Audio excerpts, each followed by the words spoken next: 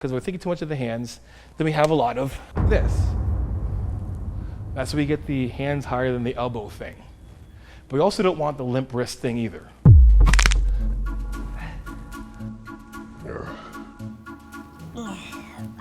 I've seen them done a bunch of different ways. Are they wrong? I don't want to say wrong, more so than they're suboptimal. You're not going to get the best out of the lift if we're not isolating the shoulder as much as we can. So let's get the best out of this lift. Number one, when we're doing dumbbell lateral raises, this lift was really only starting to really activate the shoulders from here to here. From here to here is like a dead zone. Like you look at it, there's nothing really working at all. We're looking at gravity. My shoulder is pulling this arm up. So gravity is hard from here, hard from here. If you look at my hand as being like, say, like a plate, and gravity's sitting on that plate. And here it's pretty hard, but now it's starting not to do anything. So we want to make sure that we're getting the best out of this lift by making sure we can keep the load on the delts the entire time. Now, what do we want to do? Number one, mistakes I see all the time. We have the extremely bent elbows. And why we don't want to do this, or I would say want to avoid it in terms of getting the most out of it, is number one, if we look at gravity again, how much of gravity is going to touch my shoulder more so than here? And what happens when it's on my hands here, then we get a lot of this.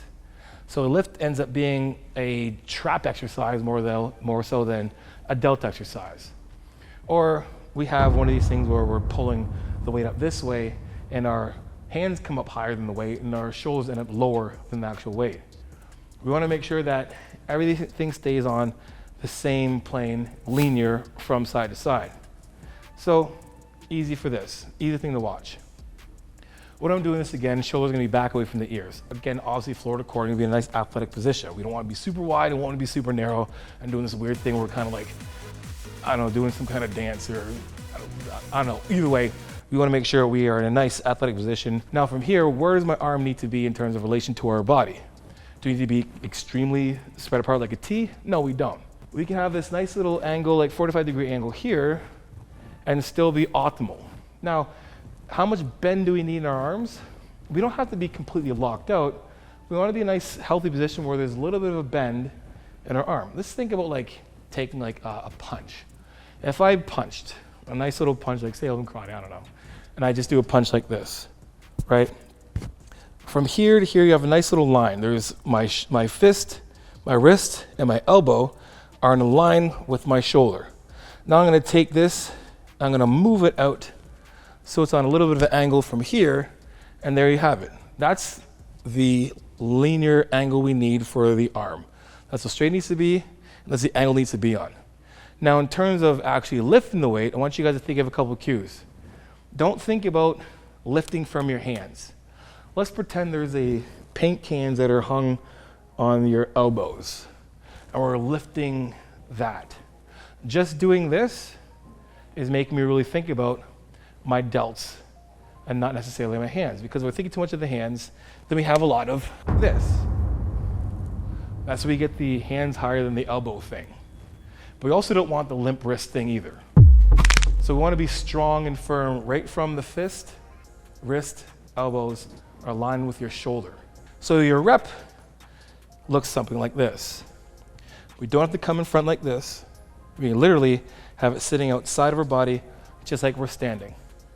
A slight little bit of a hinge, so we're in an athletic position. Shoulders back away from our ears. And then we're going to lift the weight a little bit higher than shoulder height. And then down.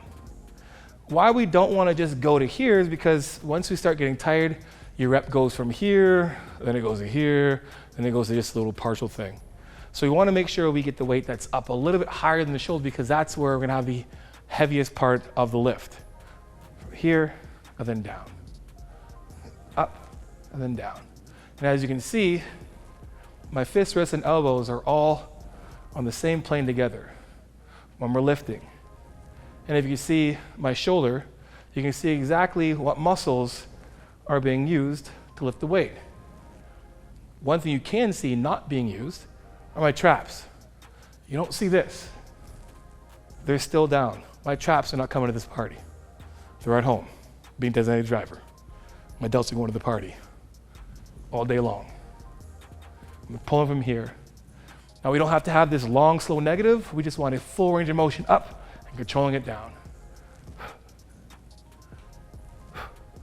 The same rules are going to apply if you're doing cables.